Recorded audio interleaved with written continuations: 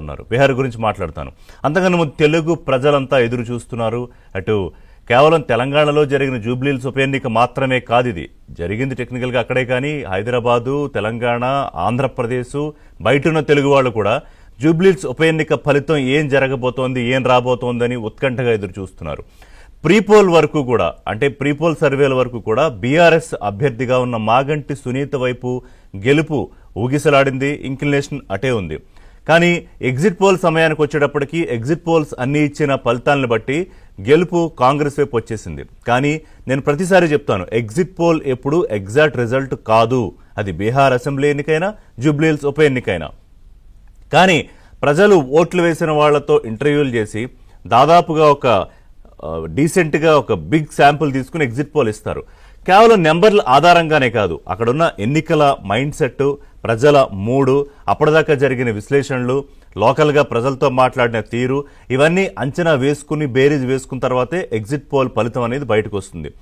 ఆ exit poll ఆధారంగా మాట్లాడుకుంటే జూబ్లీహిల్స్ ఉప ఎన్నికకి సంబంధించి ఫలితం కాంగ్రెస్ పార్టీ అభ్యర్థి నవీన్ యాదవ్ వైపు అనేది మొన్న సాయంత్రం, అంటే 11వ తేదీ, 2 రోజుల క్రితం 11వ తేదీ పోలింగ్ అయిన తరువాత ఆవేళ సాయంత్రం మనం ఇచ్చిన ఎగ్జిట్ పోల్. కానీ ఫలితం ఎటైనా ఉండొచ్చు, ఎగ్జాక్ట్ రిజల్ట్ ఎటైనా ఉండొచ్చు. ఒకసారి ఎన్నిక జరిగిన నేపథ్యాన్ని బ్రీఫ్గా గుర్తు చేసుకుంటే, అసలు ఈ నియోజకవర్గం ఏర్పడింది 2009లో. 2009లో ఏర్పడిన తర్వాత మొట్టమొదటిసారిగా కాంగ్రెస్ పార్టీ విజయం సాధించింది.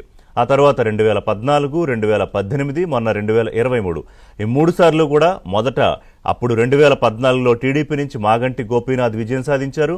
వారే పార్టీ మారిన తర్వాత 2018లోను 2023లోను బీఆర్ఎస్ పార్టీ నుంచి ఎమ్మెల్యేగా గెలుపొందారు.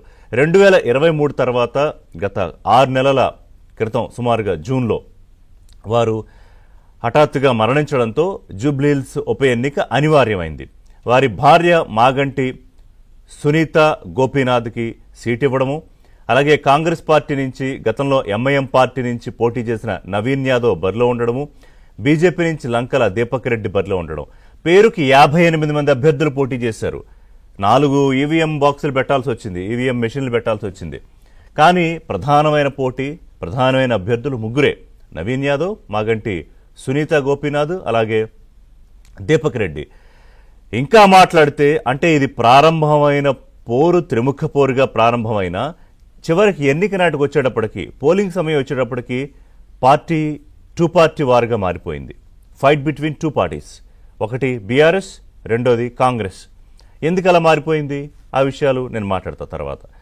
సో గెలుపు 2 పార్టీల మధ్య దోబుచులు ఆడుతుంటే దాదాపుగా, అంటే ఎవ్రీ వీక్ టు వీక్, ఇంకా మాట్లాడితే ఎవ్రీ డే టు డే, ఒకవైపు బీఆర్ఎస్, ఒకవైపు కాంగ్రెస్, ఒకవైపు బీఆర్ఎస్, ఒకవైపు కాంగ్రెస్, తగ్గడం పెరగడం, ఏదో మీటర్లో త్రాసులో తోచినట్టుగా గెలుపు దోబుచులాడింది. విపరీతమైన విస్తృతమైన ప్రచారం చేశారు. ఇక్కడ అన్నిటికన్నా ముఖ్య విషయం ఏంటంటే, కాంగ్రెస్ పార్టీలో కీలకమైన నాయకులు, ముఖ్యమంత్రి రేవంత్ రెడ్డి ఈ గెలుపు బాధ్యతను తన భుజాలపై వేసుకున్నారు. కేవలం ఒక ఉప ఎన్నికకి జరిగిన ప్రచారం ఎలా ఉంటుంది అన్న తీరులో ఇది జరగలేదు.